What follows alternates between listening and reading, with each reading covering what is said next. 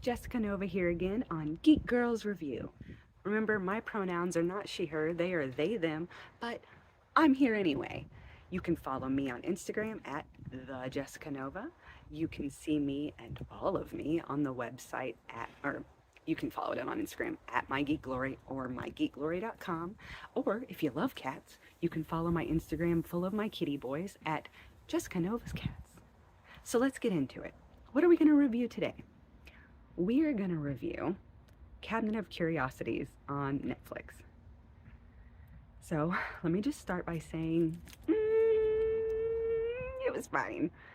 I hate that that's my opinion, and especially because I found that the first episode really worked. I enjoyed the first episode, and I was excited to watch the second episode, which at first I didn't love. I fell asleep. Uh, I fell asleep, and what I thought the episode was about, because I fell asleep in the first 10 minutes, and Oracle, who runs My Geek Glory with me, asked me what I thought, and then asked me what I thought it was about, and it was totally far off. So I must have been dreaming and then made it up. So we watched episode 2, and I did enjoy it, and I thought that it was interesting, and I loved the way it looked. I loved the way the first episode looked, and was again excited to get into it further. And then from episode 3 on, and then especially the last two, I didn't really like them. I think the whole series is pretty. I enjoy the concept as a whole. But I found it felt like a project people were just doing, and I don't know if it was rushed. I don't know if the parameters of what the content was going to be was either pre-selected, and because I thought the directors did well. The cinematography is pretty, the overall color palette, everything should have worked, except the stories for pretty much 3 to the end weren't great and kind of boring. And then there's one, and I don't know which one it is. I think it's the second to last one, and everybody's doing a whole bunch of drugs. Uh, I don't know if I can say that, so let me give an edit there. They're all doing substances of the illegal nature, and it felt off. It felt off. I didn't feel like it fit in the whole series, at least the last one, even though it was fucking boring. Yes, I said that again. Would you like me to say it again? Fucking boring. And I get it. I have ADHD. Sometimes it's hard for me to keep focus, but I love scary shit. I love suspenseful shit. I love stuff that takes its time. This took too much time to do nothing. Nothing. Nothing. Even conceptually, I thought that one could be fun. And one, it felt old and used. It felt pretty tired in terms of the plot. But you know what? All spooky things can kind of feel that way. So I'm still open to the interpretation and where it was going to go. And it went nowhere. And there was no payoff for me. My faith was thrown out. Hated it. Hated it. So 2 out of, I don't know, 7, 8, 9, however many episodes there are, I lost count because I didn't like anything after 2. It was just weak. And I think I don't know if I would have felt it was so weak if there hadn't been the hype machine for it. Because let's face it, Del Toro is wonderful and makes so many creative, interesting projects. So I also don't know if this was something he had more of his name on and less final input, because there's 100,000 different reasons why this could have gone the way it did, except I hope it didn't go the direction of everybody being satisfied and happy with what they put out, because I would have to feel a way about that, and I would hate them to watch this and know that I thought you could have done better. The budget was clearly exceptionally reasonable, because like I said, the production, the way it looked, was great. And I felt like the director of cinematography, the way that it was shot, also interesting, dynamic, beautiful, eerie. But none of that matters if your story is just kind of... Exactly, exactly. That's the face for it. So I want to delve a little into what I like about one and two without giving away too much in case you haven't seen them. And I recommend watching just those two. So with one, it's again, it's a very tired story. You know, it's a tale we've either seen on things like lore, so we know more of the actuality of it, but that helped not need too much backstory. You could immediately go in and go, cool, I know what's happening. It gives me enough of that. Let's see what this story is like.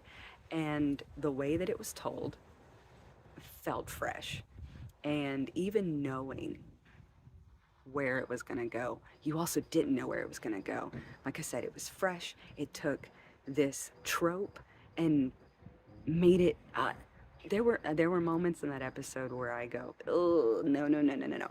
I don't like that. That's not for me. That's uncomfortable. And didn't have to quite look away, but definitely felt away about the entire thing in a very squeegee way. And again, it was cathartic. Well, I haven't said cathartic in this one. I did say it in another review I did earlier, but there was catharsis. It was a piece of shit getting what they deserved, which I love in a horror trope because there's always so many innocent people that kind of suffer in those scary movies. So this was more concise in the bad guy gets this, and you could feel warm and fuzzy about it, which obviously that's what I want to feel in a horror movie or a horror spooky thing. I want to feel warm and fuzzy.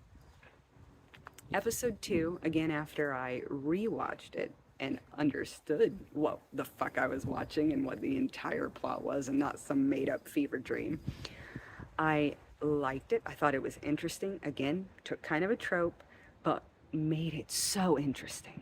So interesting. And while I do think there were a couple little things that could have been tied up a little neater, I didn't feel like anything was left out. I didn't think there were any true plot holes in the sense that where did that go or why have we changed what we said at the beginning of the episode.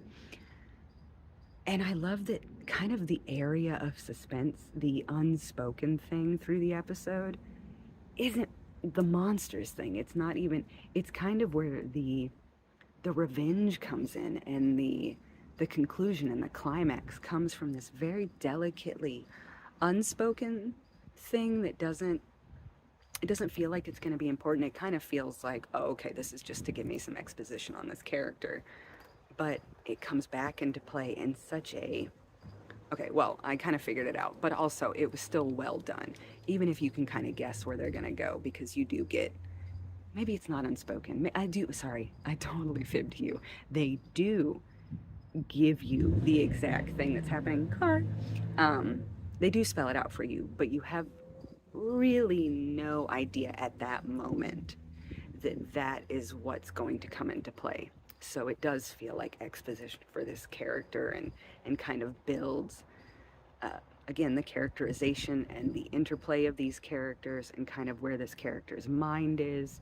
So then when it comes back, you go, oh, that was great storytelling. I love that you added that in. I love that you went there, and that felt fresh.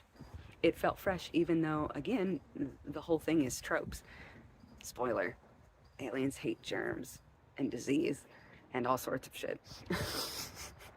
I know I said no spoilers and I lied to you. And that's actually how I feel about this entire show. Besides those episodes, I feel like it lied to me on what I could have expected and what I got.